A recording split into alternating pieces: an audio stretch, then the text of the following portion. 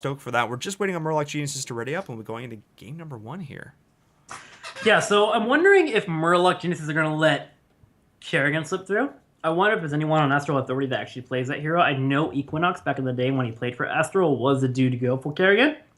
However, I don't know if Astral Authority has a player that is willing to pick up Kerrigan here.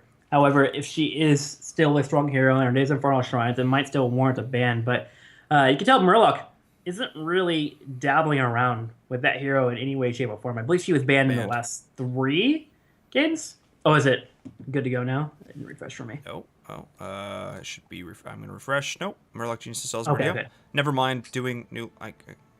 Is there a newer link? There's a newer link. There's a newer link. Maybe. I don't know. I'm gonna put this one in. Yeah. I mean, with Equinox not playing for either of these teams, the traditional Kerrigan player, not really there. So we'll see if anyone else picks it up. KK, got it. I'm hopefully not waiting on me.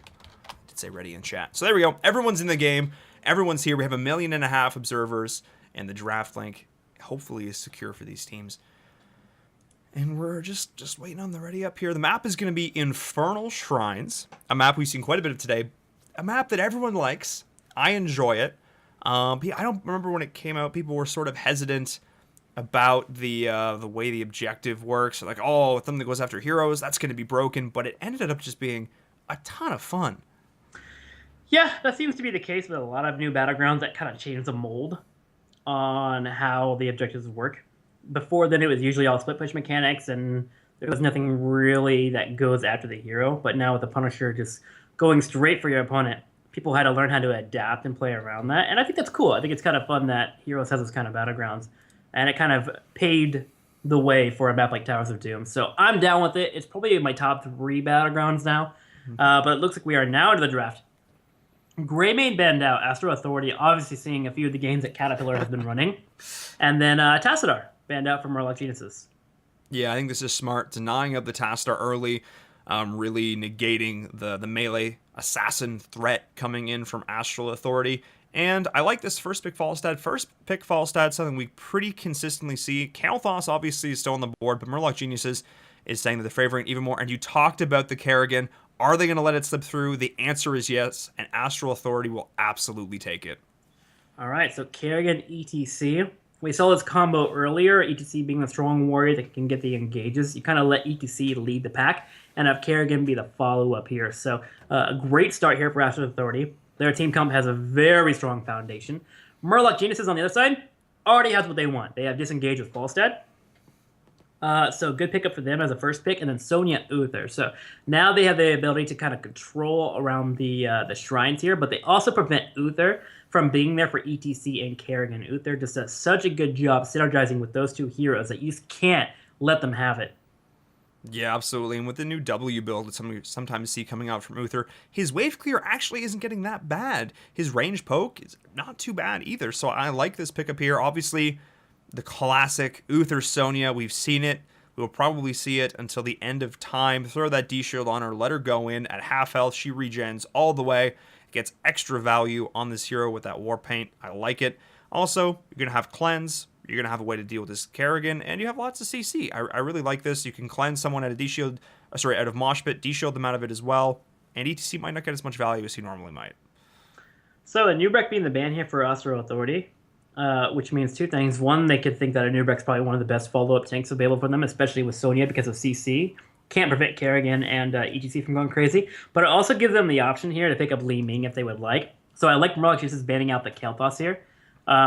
Not having the ability to pick up a Nubreck makes it a little bit harder to deal for him, so the ban for Kalthos makes sense. Astral Authority now gets 2 heroes. Rhaegar is a wonderful pickup for them. Just great with ETC and Kerrigan, the Ancestor Healing. Still one of the top tier supports that you want available to them. I'm just wondering, with the Nubreck build, whether or not they're going to pick up Li Ming here.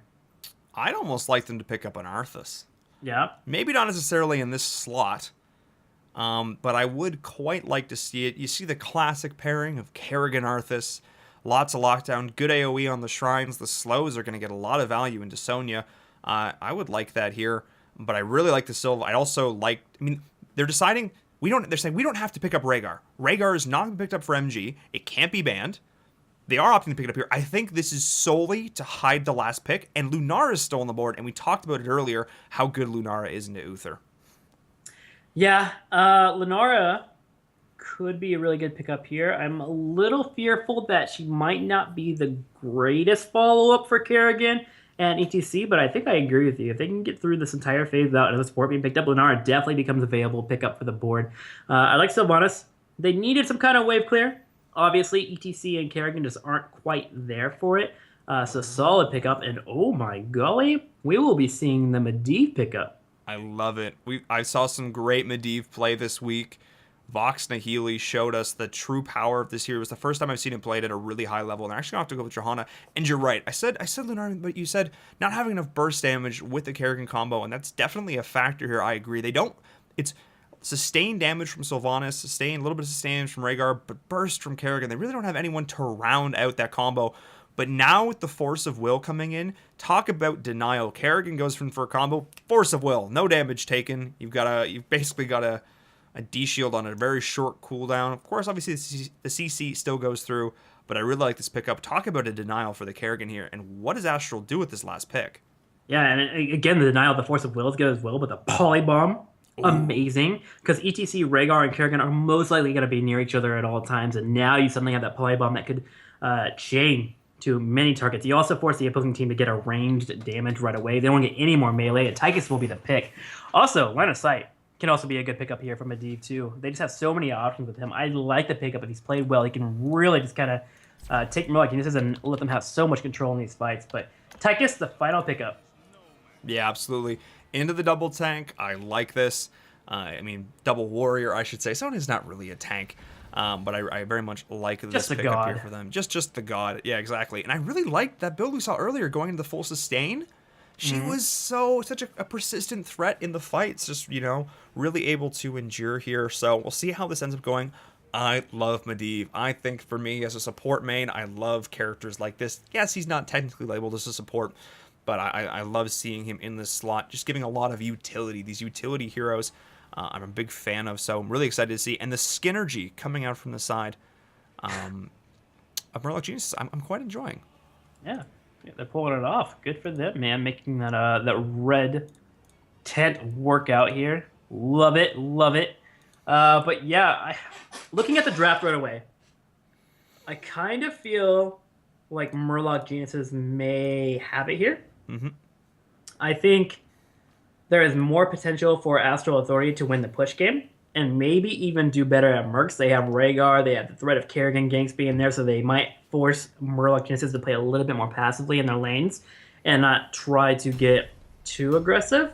But in terms of shrine control, I really like Murlocs here. Yeah, absolutely. No, I definitely prefer the draft coming out from Murlocs here. Kerrigan, Talking Trees, obviously a very strong player, but there's just so much denial coming in for the side of Murloc Geniuses. I don't know. But if they can get a Punisher with this Sylve, it's going to be a rough time, and it's going to be really interesting to see what they can do with this. You don't want to count on any team out here, and at this level particularly, I'm really excited to see what these teams do to start this off. All right.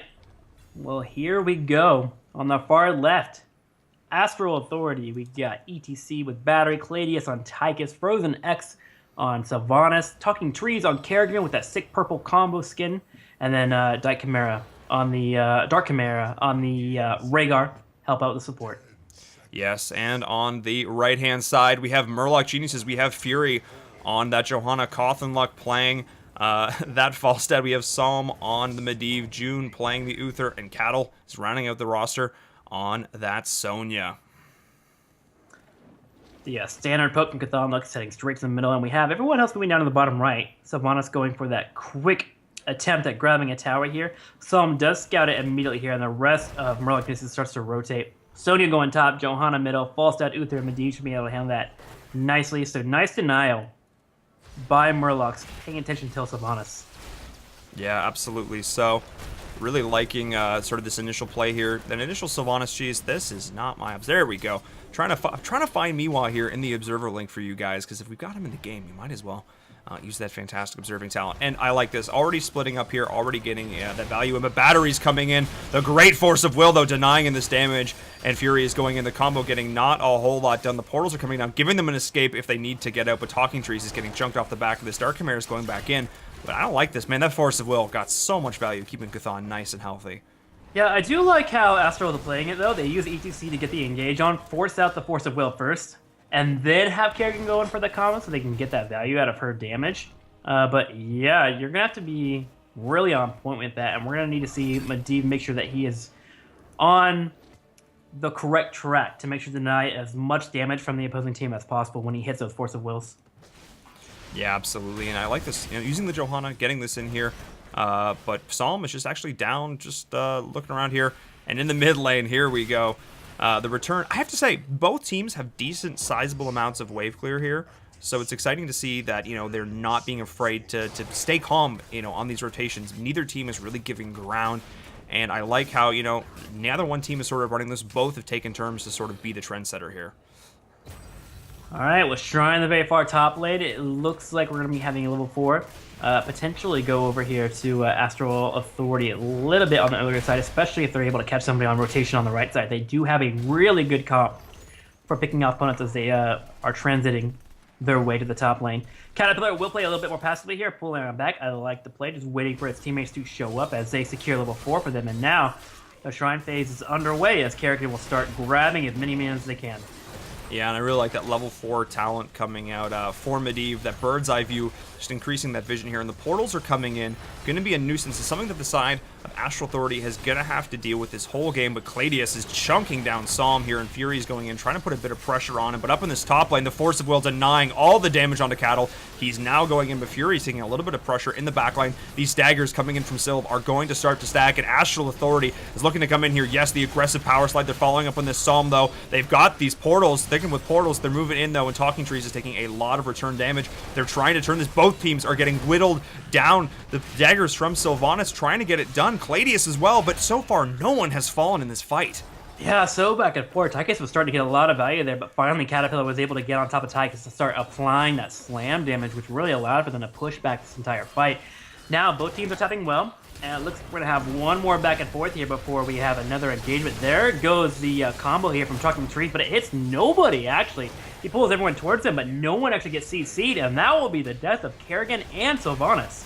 Oh, and the beautiful portal, the body blocks, the Force of Will on to Psalm himself to keep him alive. They pulled it in, absolutely game-changing there, allowing them to finish up and clean up that final kill there. So great job. That was an absolute war back and forth for both these teams, but in the end, Murloc Genius is able to out-sustain Medivh doing work in these fights, but I like this, instantly backing up and allowing the soak to be caught up here. But Falstad's flying down, not going to let Rhaegar get any advantage. And in the top lane, we have a Punisher pushing down this fort.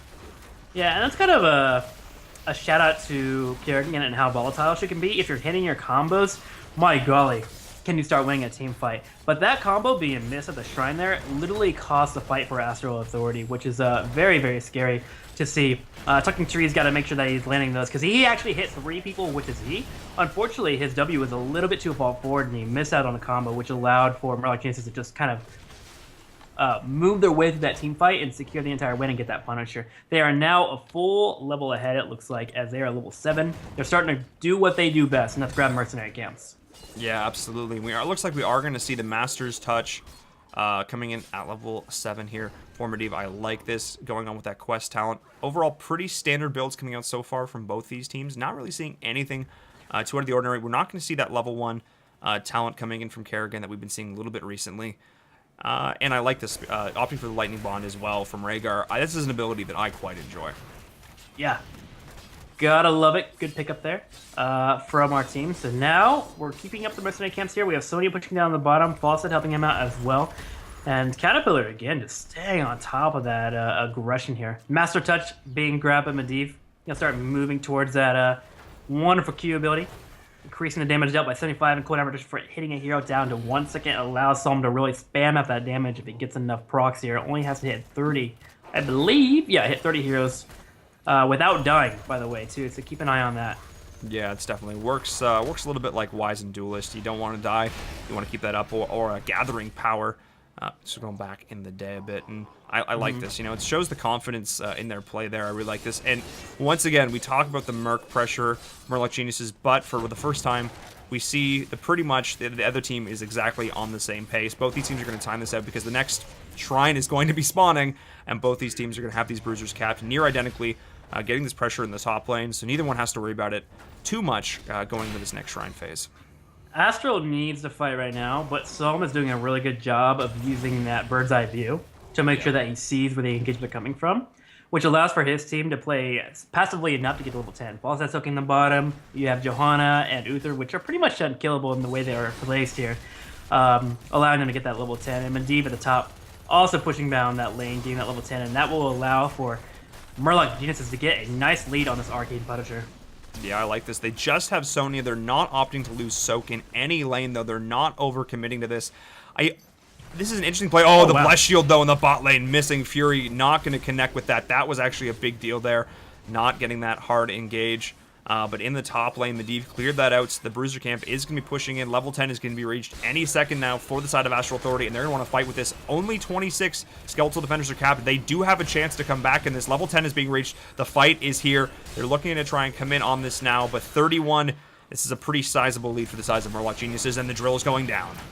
Yeah, you're going to have Astral commit here, and Murlocs know it, so they're taking their time here. They got a portal on the right side. They have Falstad protected by Medivh as well, as long as June's sitting there with Uther, just having that Divine Shield ready, and they will clear this Punisher. The lead was just a little bit too steep there for Astral Authority to overcome it. So they'll be forced to move back, start defending. Now, the good news is they do have a couple of heroics that are very important here. They have their Mosh Pit, they have their Welling Arrow available, and of course they have Maelstrom, so as long as they bait this back, they should be fine. But Murloc Geniuses actually just moves to the top lane here, and they just take a fort. They don't even push with their Punisher, allowing them to get free infrastructure. And they got a nice kill on Regular. They dove that fort with absolute impunity. There's nothing he could do with this Bruiser camp, and they've actually supported this Bruiser camp beautifully coming in, and now this is another thing I have to deal with this. I talked about this asserting pressure in the top lane, and because Medivh stayed up top to clean that up, it ended up getting so much value. That was a max value Bruiser camp for 8 minutes into the game. Gotta agree with you. And at the same time, Murlocs want to keep up with it. You see them starting to posture down here on the bottom. They're going to push out that bottom lane, grab the Mercs on the very far right side. They have more Mercs spawning, and they're on point with these timings, by the way. These Mercs just spawning. I'm going to start calling them Murloc camps because they just take them all. They are Murlocs camps, exactly. Exactly. They're on point with these rotations. They're just grabbing them whenever they just start spawning. They keep up the pressure in all lanes, and they make sure that they have Medivh in the top lane, staying in bird form, soaking the experience. Normally, you would have to forfeit that experience, but Medivh gives you power to you to be able to grab that.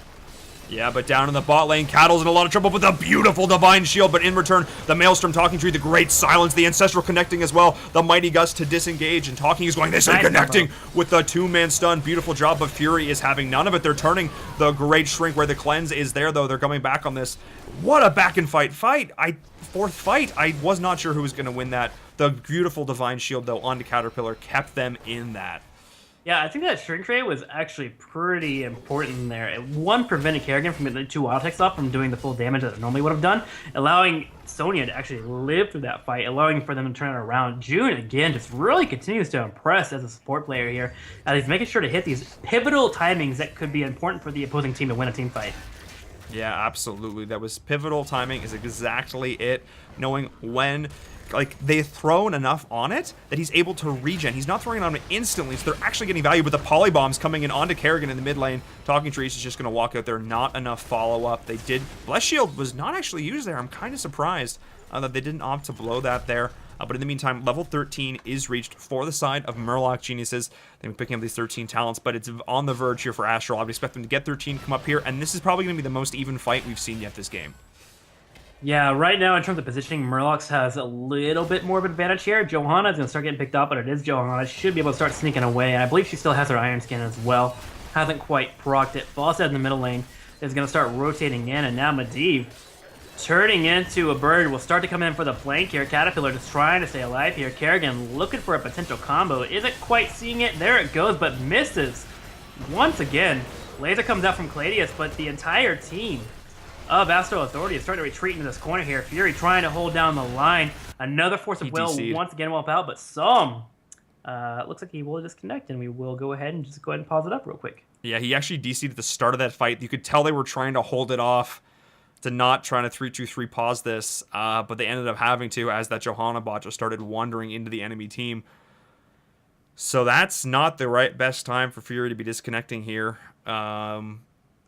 Fingers crossed that everything's good on that front. I'm just going to take us back to our screen. Hopefully he's back in no time here. Well, a couple of things to note while we are waiting here. Heroics that are available whenever we do come back in. Blessed Shield's still up, Mighty Gust is still up, and Polybomb's still up. So Murloc Genesis can disengage if they need to.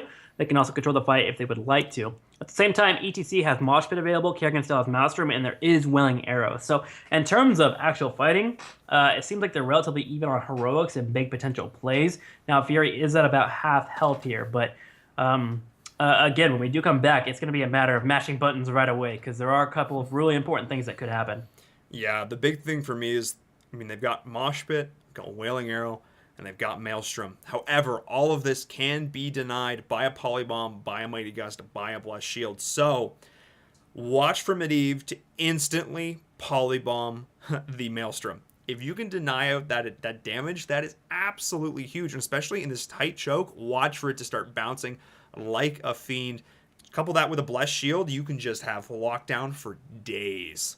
Yeah, totally agree. And again, just a real quick nod towards Solomon. He's been playing a really strong Medivh. I love how he's keeping up the experience lead, how he's working in those queues when he can, really using his extra vision to help out his team with positioning. And from there, as long as he stays on top of it, him and Uther can really just negate a majority of the damage that is coming their way. So I would love to see Kerrigan Tucking Trees potentially hit an important combo if he can. The one that he's missed that was really impactful for me was actually the Sonya. He pulled Sonya in, and Sonya didn't get comboed, so all Sonya had to do at that point was actually slam Whirlwind, and she got value out of her heal, and her teammates just backed her up. Yeah. Really got to make sure if you're playing Kerrigan, while she might be strong right now, you still have to land those combos.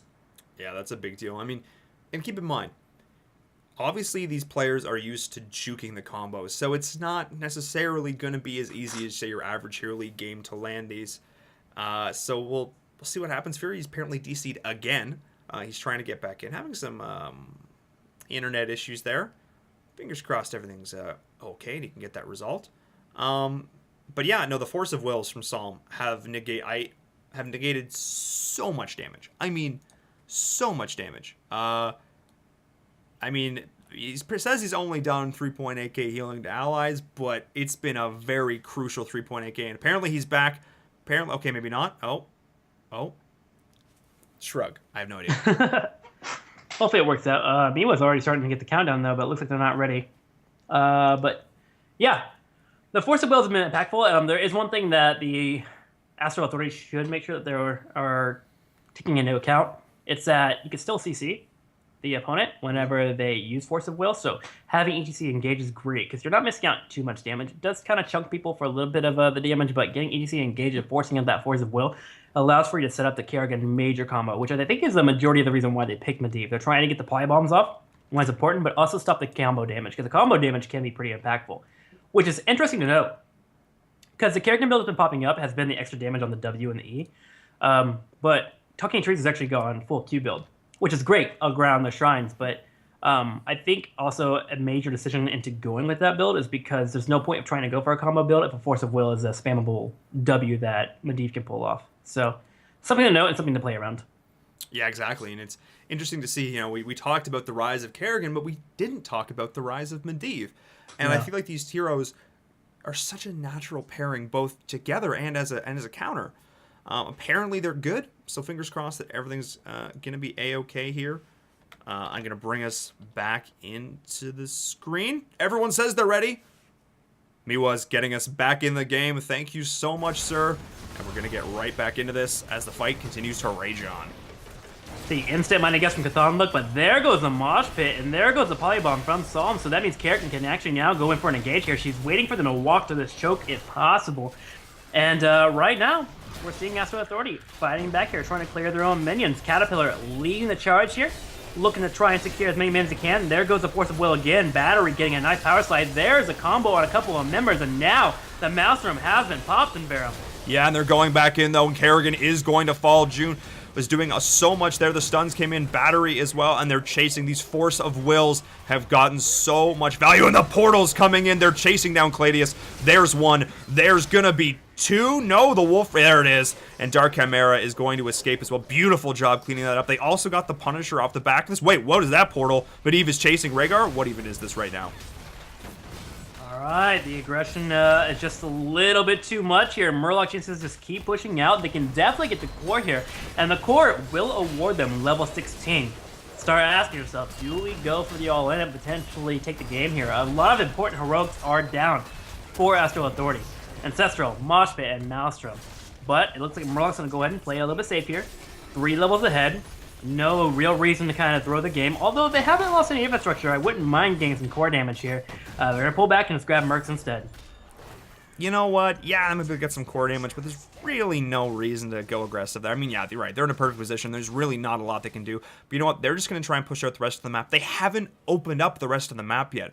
This mid fort's still up. This bot fort's still up. I like this decision to just go back. Hopefully they take some Mercs, assert some pressure elsewhere. They have the 16 talents here, and they've done this all day. They've made great decisions that have gotten them ahead, and they have just continued to get ahead. The old Artosis mantra, once you're ahead, just get further ahead. Alright, pulling back. The Mercs continue to keep happening here. Left, right side. They're going to grab the bottom next, just like clockwork. The middle fort, although pretty well protected here by the entire blue team. You see them, though, like having shelter here. Yeah, that's kind of waiting around. Psalm just has full vision of them.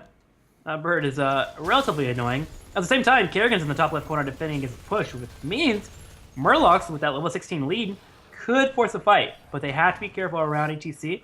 Don't want to get caught underneath the fort. Oh, they timed it out so both camps were coming in unison.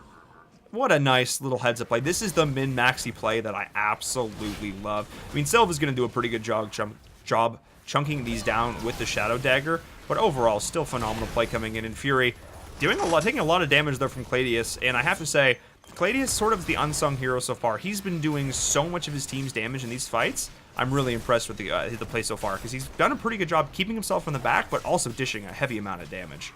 Yeah, he's able to do that just because of the threats that are at the front line, the ETC, the Kerrigan. They're so scary that you just have to completely respect them, and that allows Cladius to take advantage of that. And he's doing a great job, as you mentioned. Just moving up, using the shelter of his teammates to his advantage and working on those auto attacks. If he can keep doing that, there could be a breakthrough point at some point as we move towards level 16 for our teams. Yeah, and also interesting to note, Medivh is actually pulling top hero damage on the side of Murloc Geniuses. So Psalm, doesn't matter the character, he's an assassin at heart, pulling out this sick damage. I like it, but level 16 this is the one thing I have to give so much credit to Astral Authority for. Often we see teams are behind in talent tiers for these shrine fights, but they've done such a good job soaking, keeping themselves in this game, that they've actually not been down a talent tier pretty much anything major for these fights. But the fight is beginning. Fury's taking a lot of damage to start this off. Oh, beautiful dodge on the combo from Kerrigan. The great Force of Will as well to deny this. But Cattle is going in. He knows he's still got the D-Shield. He's feeling confident in this fight, but the drill's down as well. Drill chunking away on Fury. Psalm as well taking some damage, but it looks like the drill is about to be taken care of, as Psalm will finish it off there with the last auto attack, and that gives the window here for the rest of the team to start maneuvering in. There goes the Kerrigan combo, but a majority of the damage is negated by Force of Will, and then the follow-up Divine Shield will be enough to keep Caterpillar alive. Cthulhu and crew are trying to help out with the damage. The portal will actually save Fury and Caterpillar, and they are starting to fight back here as they're grabbing a nice amount of minutes here for their own Punisher. Kerrigan looking for another combo, but can they secure it and capitalize on it? That's the question here. Yeah, there was a beautiful Ancestral in that fight. Now they're going in, though, but not really the territory you want to be going on. Oh, man, that was absolutely beautiful. Fury gives no cares on that Johanna. He's feeling super confident on that pleb horse. And in the top lane, look at this core damage starting to go at 94% already, and this is going to start to stack. They have to deal with this, but there's so much pressure in the bot lane as well. This is a no-win situation, especially if they keep going in with this portal. Yes, they are. I like this aggressive positioning. They've got to back to deal with core. Yeah, you think Astral just needs to get the fort, and they just did just that, and maybe even give up the turrets down there. They need to get that top lane pushing because they don't want to have to deal with the catapults. They want to be able to put their full focus in defending this bottom left fort, especially before Murlocs get to level 20. They're trying to poke wherever they can here, but their poke consists of basically Sylvanas and Tychus. So not really the most damage possible. They're waiting around here. They do have Moshpit up, but they would love to fight when they have either Laser Drill or Ancestral. Laser Drill's about to come up, so we're going to keep an eye on that, and it looks like the full defend will occur here. for Astral at 30. As Murloc pulls back, they're not level 20, don't want to risk anything. Yeah, the Draken Laser not exactly being up there when they needed it, but it is up now. And Psalm, the permanent mobile ward, just keeping an eye on. That's so annoying. And Psalm is just, it's a clinic, putting on a clinic for Medivh this game. But I like this decision coming in from Astral Authority. Psalm is doing something cheeky in the bot lane. I'm not entirely sure what. I think he's trying to snipe out this keep. What is he doing here? Nah, I just soaking level 20. Being in Bird Firm allows him to soak here. And they're so close to 20, and the only way they can really get experience from is the middle lane. So sitting Psalm down there gives him that chance to actually grab 20. Nice play by him. Oh, absolutely. I mean, part of me is like, wait, what's happening? And then I'm like, wait, yes, you called it. The soak is huge, and now they're going to have level 20 from this, especially with what they got in the mid lane. Absolutely impressive, showing why these guys are Grandmaster, showing why they're competing for their spot at Burbank here. I love it. They've got this level 20 talent tier advantage. We are going to see the Epic Mount coming in, as well as the Redemption, and we're going to see the Ignore Pain, and once again, Indestructible coming in from Johanna. I love this decision from them. All right. They can now potentially threaten this keep here, especially if they catch out Battery. Battery all by himself, even using Shrink Ray here. Caterpillar zoning out the back line will come in, and now ETC is taken down. That is some ground beef right there. And now the entire team with Force of Will and a couple of heals and a Fury, who, by the way, is relatively tanky, can start taking out this keep. Yeah, they just want it. The heals coming in from June, the Force of Wills from Psalm are going to be there. This is a very dead structure, and they're going to have the portals to get out when they need it. Perfect, securing it, getting out. Oh, denied Kerrigan the Iron Skin for good measure, and perfectly timed. They could not have asked for a better spawn for this next shrine, which means that in the bottom, they're going to be getting pressure. The top are going to be getting pressure, and Astral, they're in a no-win scenario. What do they do here? They have to go for the Hail Mary. They're 2 levels behind. A little bit over 2, but still, they're about 2 levels behind. Their opponents have Storm Power abilities. They have all the cards stacked in their favor. They need to get a pick here on someone important. The question is, who is the important pick? Is it Medivh? Would Medivh be great here? Because then you still have Fawcett and Johanna and Sonya that can really just disrupt fights and really kind of deal with these shrines. The other option is to just give away the shrine and try to hope for a miracle defense at the core, but I think that's too late. I would love for them to get aggressive here and try and get a poke. Yeah, post 17 minutes, coming up on 18 minutes into the game, this will kill core with any support to speak of, and especially with these Mercs coming in the bottom lane, Mercs pressuring mid. I love this not overcommitting, knowing they have all the time in the world. They're not even... Astral's not even close to 20. They're going to get the bruisers. They're going to get everything. And Battery's actually getting chunked, but they need to be careful. The Force of Will onto Cattle is here, but the rest of the team is coming. And there's the Mosh, the Cleanse. Oh, the beautiful Denial Cleanse, though. And there's the Polybomb coming in, but it is starting to spread. Boy. They're chaining it down. The Ancestral's coming in, but the follow-up Talking Trees actually able to kill Medivh, but he's going to fall for good measure June, as well as getting solo off the back of this. They're chunking down Battery. Battery is going to fall, and Cladius is being chased down by Cattle in the back of this, though. Frozen X running for dear life. This is an absolute scrap. Yeah, a decent start for the fight there that they actually did take out Medivh, but really the level advantage is really starting to work out for Murloc as they're able to finally finish everything off. They got a 1-for-3 trade there. They had Dyke Chimera and Frozen in trouble down there in the bottom left corner. Dark is now dead as well. All 5 members dead here for Astral Authority. The entire team is going to go ahead and group up and push the top lane. They don't even need to worry about the Punisher or even wait for them. They can just start moving and put damage on that core, especially with Catapults already there. Yeah, they have everything. As I said, they had everything in their favor going to this fight. Core's already at 50%. Easy peasy. This is going to be game number 1, going the way of Murloc geniuses. 14 kills to 2. Murlocs are looking impressive in this game.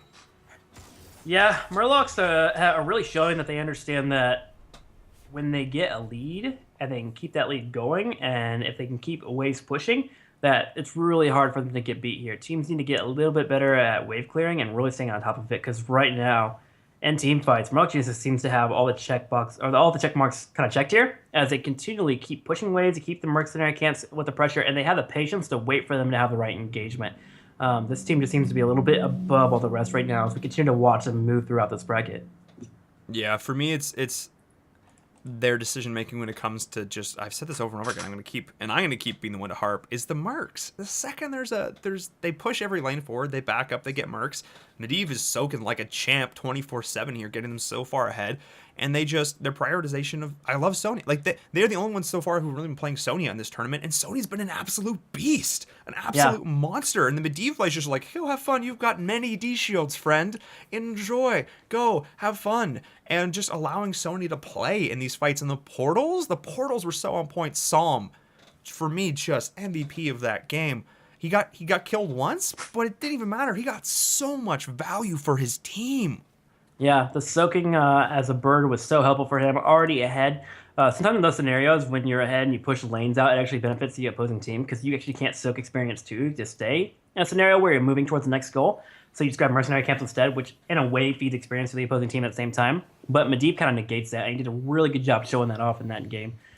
So yeah, I gotta agree. Psalm MVP of that match. Caterpillar also as well, just really keeping up and having the pressure on the front line with the double support being there, really allowing his team to kind of do whatever they want in team fights. So good job overall. Nice rounded out team composition. And going into game number 2, we'll see if Astral Authority can handle it. Yeah, Astral just needs to try something completely different. For me, their draft, I feel like so much of it got negated by that Medivh pick. They'd already committed with the Kerrigan. But for me, it's like you've got, a little bit of poke damage with Tychus. You've got a little bit of poke damage with Sylvanas. You've got then a decent amount of burst damage with all three. But really, Tychus, Syl, they're all about the sustain. And Kerrigan, other than Maelstrom, really not about the sustain. And trying to sustain into an Uther Medivh with Sonya, with Warpaint, you can't do it. They physically couldn't win that. So where they sort of built their comp towards, they just didn't have the best heroes to do it in the end. So I don't know. They had an idea in their heads, and you can tell it just got completely shut down by the Medivh pick.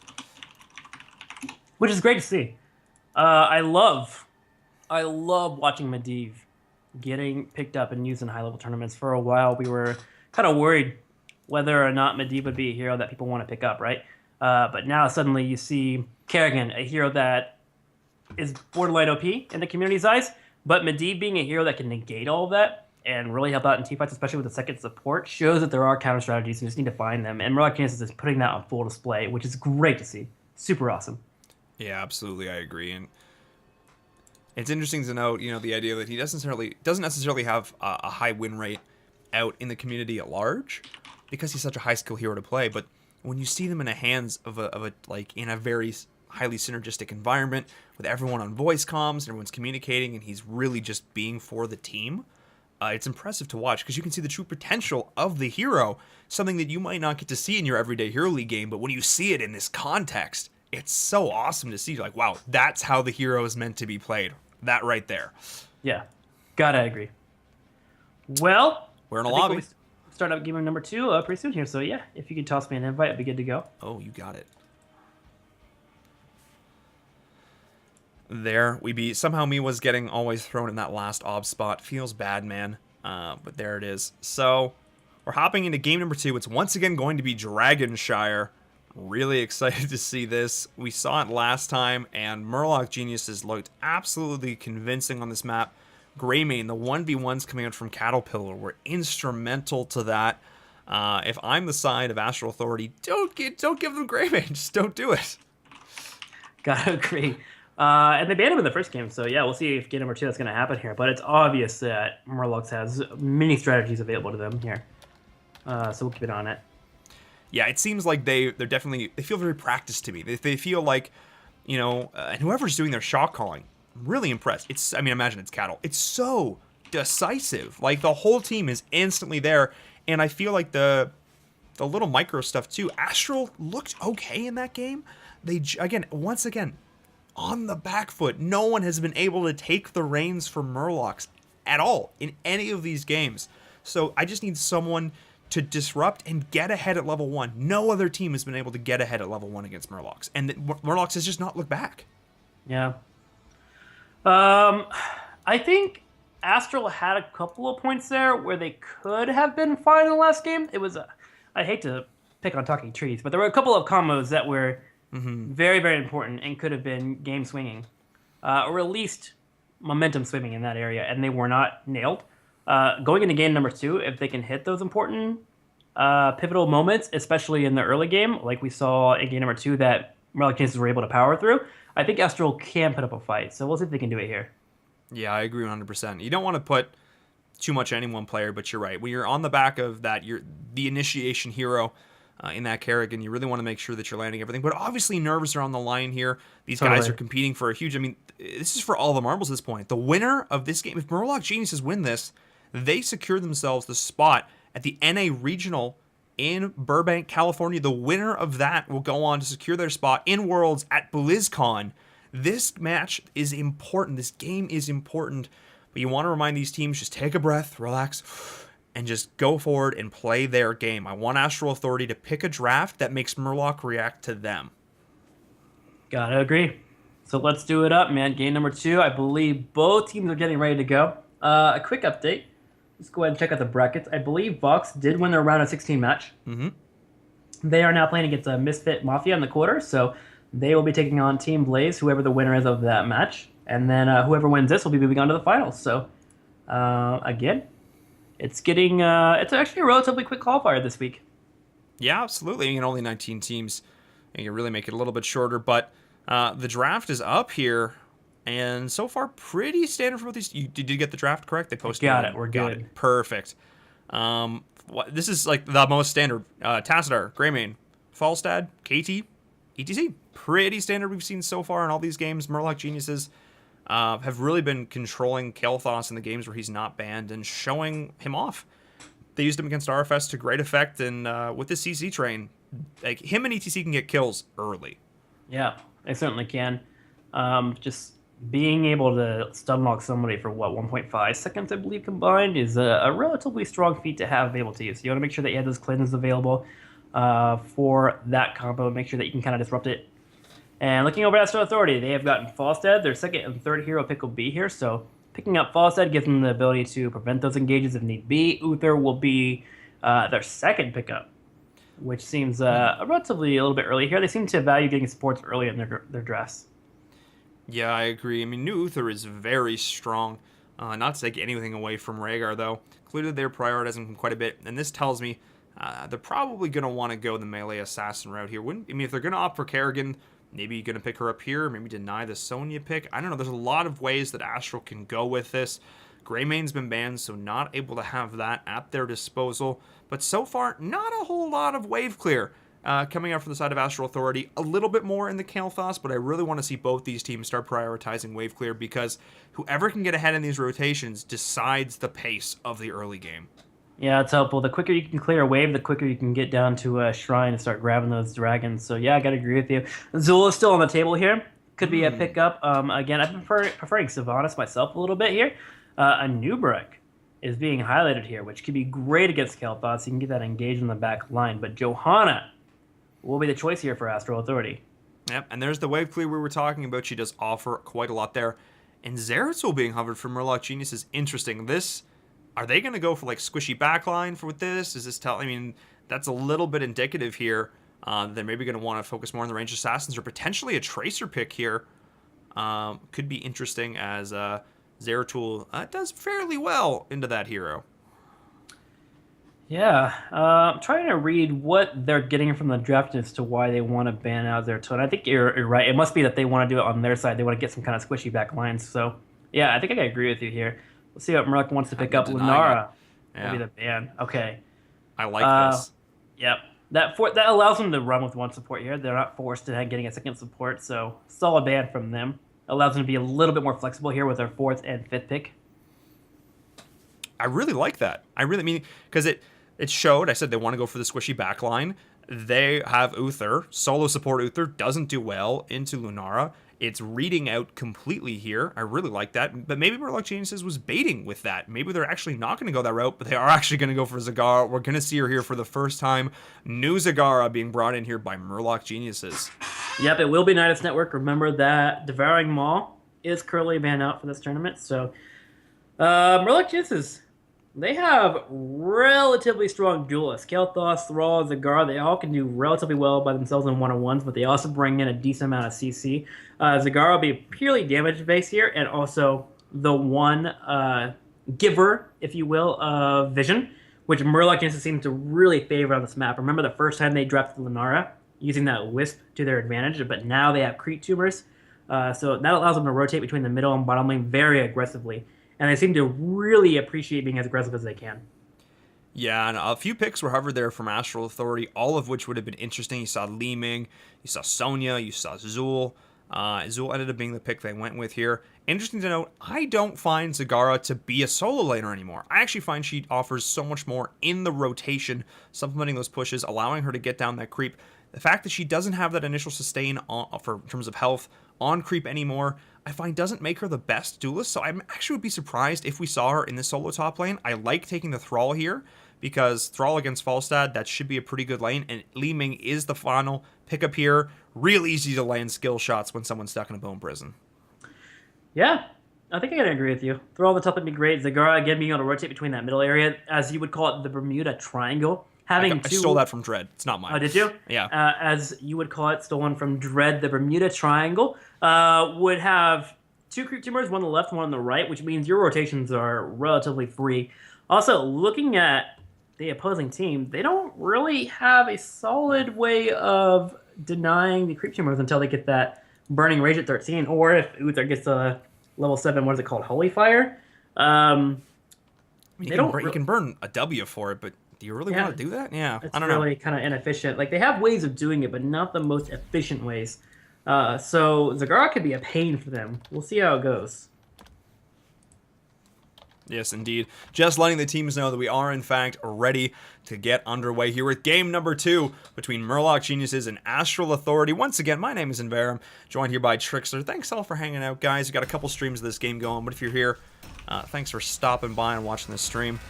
I'm really excited. I don't... You know what? Traditionally, my heart would say, I like the draft of Astral Authority. It makes sense to me, but I'm really curious. I'm not sure they're going to win lanes. I just think they're going to get pushed into the ground from this draft coming out from Murloc Geniuses. Yeah, luckily they have Zul, who can be the guy that kind of babysit it. We'll see him in a similar role what we saw earlier when it was, I believe, imported support versus Murloc Geniuses, where the Zul literally just ran around lanes, taking experience and stopping all the minion waves. But yeah, in terms of actual push potential, Johanna and Zul are their only options. So if they can keep up with it, we'll see. But I think there are a lot of opportunities here for Zagara, for Thrall, to really get those pushes and start getting damage on infrastructure, which is a little bit important, especially going into the mid game. Yeah, absolutely. But anyway, let's start us off introducing these teams. On the left-hand side, we do... Actually, on the right-hand side, we have Murloc... I missed it. Astral Authorities on the right, Talking Trees on the Li Ming, Dark Chimera on the Uther, Frozen X on the Falstad, Cladius on the Zul, and Battery playing that Johanna. And we don't get to... I'm not controlling the camera, guys. We have Miwa obsing this game, so I'm going to hop on the back of that and use this fantastic obs slot here. Awesome. Well, here we go in the middle lane. Both teams contesting a little bit. Those Creep Tumors are starting to be thrown down here by Chthon Luck. We'll see if he'll be the one to hold on to the top lane here. Getting the Creep Tumors here, though, does make it easy for whoever does hold the top lane to not be ganked. Fury getting a little aggressive here. Some damage being thrown on Battery, and a nice heal from Dark Chimera here as he will be starting to rotate. And we see the team start the rotation game, and it looks like Chthon Luck actually indeed will hold the top lane here. Kind of surprised with that. Interesting to see how he does now in the solo lane without that regen. But Fury is going in deep here on the back of Battery, taking a lot of return damage, though. Cattle, though, can be trying to put out some poke damage return here. They have quite a bit of CC. Like, I understand putting Cattle in this lane. They have the initial piece of CC here. And it looks like Cawthon's actually doing so well. You called it earlier. He's so strong on this hero that maybe they're just feeling totally confident with this, putting him up against Falstad. I like the small bailing snipes here to get a little bit more control of pushing this lane here, trying to maximize the area effect here in the top left corner, as it seems like he was pushed down the lane as much as he can. Looking in the mid lane, Caterpillar set up to get a pick here. Looks like Cladius may be the potential target, but no, Battery is actually CC'd to death there, and he is taken out. Yeah, great job coming in from Murloc Geniuses off the start of this. Iron Skin, what Iron Skin? We're just going to do all the damage ever. And you know what? Looking at this, I absolutely love this decision to put Cattle in. They've got so much damage. That extra little bit of lockdown is giving them so much on these rotations. And Docking Trees and Dark Chimera need to be very careful because they can just be food. And in the top lane, Cawthon on this Zagara is doing quite well, winning out this lane. Fury is going to get denied. Cattle! Oh, wow! Cattle! A slight timing, throwing off Cladius there, and unfortunately not hitting that dragon as he would like to, and Caterpillar showing up, just spooking Cladius a tad bit, And now Fury and the rest of the squad will push whatever lane they can here and grab as much experience. Kel'Thas trying his best to push the bottom lane. Dragon Knight is moving up to the very top left corner with Zagara backing you up for the split push here. They can really just apply damage. And by the way, there is Medusa Blades here. Spore, Arcathonluck. He's really wanting to apply as much pressure as he can and clear ways quickly. Yeah, and this was actually changed, I believe, in the last patch. So interesting to see that they're really going for the push power here. And I mentioned this in the draft. They're going to try and push them into the ground, and they're doing exactly that. The DK's pushing the mid. The Zagara's pushing the top. The rest of the team in the bottom. They're almost going to get 3 walls off the first DK, which was capped at 2 minutes into the game. What is this right now? Yeah, this is some coordinated aggression here from Murloc Geniuses. They are really just putting their foot down and showing that they just understand how to run with this patch. They understand the experience they have together, and they're making sure not to give their opponents any glimpse of hope. There is some aggression happening here in the bottom left, as it looks like June and Som are working on potentially grabbing these mercenary camps, but the rest of Astral Authority are going to attempt to steal it, but here comes Caterpillar from behind. Li Ming gets in trouble. She will be rooted. Talking Trees taking some damage. We see Kel'Thas and the rest of the members trying to help out secure this takedown. Taking Trees, though, will be able to get away just barely. But overall, the mercenary camps will go to the favor of Murloc Geniuses, and Zul is going to fall. Yeah, it all started. Fury put himself the great power slide, and Psalm followed it up with a 3-man gravity lapse. Nothing could be done. Li Ming was getting pestered down by that ETC, and they were able to turn it, hitting a big 3-man flame strike. The gravity crush getting so much value there. And damn, that was just impressive. Level 7 is being reached now. A full level lead already. All 3 of these lanes are getting pressured out here, and the creep spread is starting to come online from Cawthonluck on the Zagara. Yeah, it gets scary if Zagara just is able to put so much creep down. And Frozen X only has one tool to deal with it, right? He is able to drop down his hammering, but that's really one of the most inefficient ways to actually deal with such a thing. We'll see if there's any way for this team to deal with this top lane creep, but at some point, I think Astral just thinks, you know what? We'll just give up. We'll concede top lane, and we'll try our best to control the bottom. Yeah, which is a smart decision here. Zagara, a lot of people were complaining about this 1v1 potential of Zagara. Well, those people aren't Cawthonluck.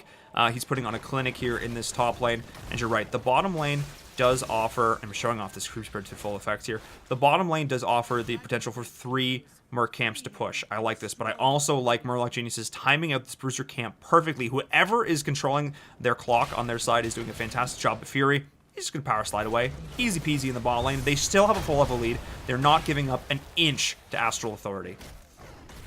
So I'm trying to go for the Talking Trees stun there. Unfortunately, will miss out on it. So Gravity Lapse is down. Fury, however, is holding his line here. He tries to keep a nice control on this Shire. Caterpillar coming in from the left, and Frozen X will retreat down, try and bring in the damage. The hammering will connect. No one has been taken out. And while this fight is happening, you see in the top lane, Cawthonluck is just pushing his way on in and will try and secure a fort. Wait, did he steal the opposing team's... Wait, no, that's his Bruiser camp. My apologies. Yeah, I was like, wait, that positioning of those were a little awkward. But no, the Bruiser camp pushing in, I was like, oh no, this is disastrous. The Zagara just being an absolute monster. Frozen X had a beautiful rotation, but just didn't quite have the damage to secure the kills. These have been so close. These have been heart-wrenching for Astral Authority. They've been so close to getting these kills.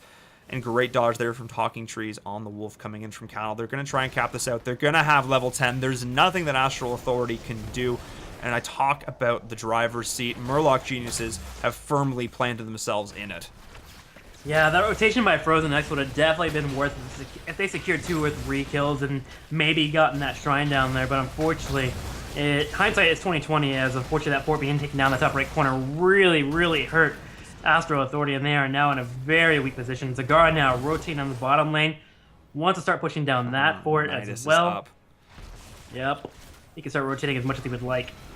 Yeah, and that's pretty terrifying. He's going to have Nidus in all 3 of these lanes, dodging and weaving, dip, dodge, and dive between these lanes. Have a field day. Zul is trying to soak 10 in the top lane, but the creep, once again, the highway is getting very real, and Dark Chimera is just getting absolutely annihilated in the bot lane. Can't cleanse yourself. Doesn't have D-Shield. Very sad time for him. Clades is trying to assert some pressure, but Cawthon's just back. Says, hey, buddy, what's up? I'm going to push you out. Easy peasy. He only got 1 turret there. 1 turret for a kill is definitely worth it in this scenario. 10 has now hit here, though, for Astral Authority, which gives them a breath of hope Fury, though, is positioned in a slot here where we can get a really solid power slide into a mosh pit if the opposing team tries to come down and defend these mercenary camps. They will instead elect to grab their knights in the top right corner, which will allow them to start pushing in. But right now, Cthulhu just has the entire top under control for himself. He has a Nidus network available for him to retreat to. He has creep tumors in every which way.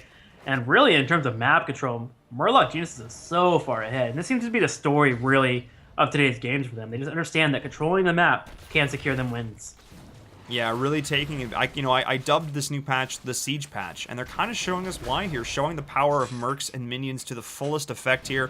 Really powerful. Oh, down to the bot lane. ETC's going in, though, onto that power slide, and the rest of the team is actually following up here. I'm going to take the obs from Miwa here for a second and watch this, but they're actually end up going down, not securing any kills there, but they're pushing in, coming back into this here. So watch for these teams to pressure, and they've got two mercs down in this bot camp. They want to take this wall because they're going to get level 13 off it. Look how frightened Astral Authority is. First off, that chain bomb hit 4 members there. Got to be careful.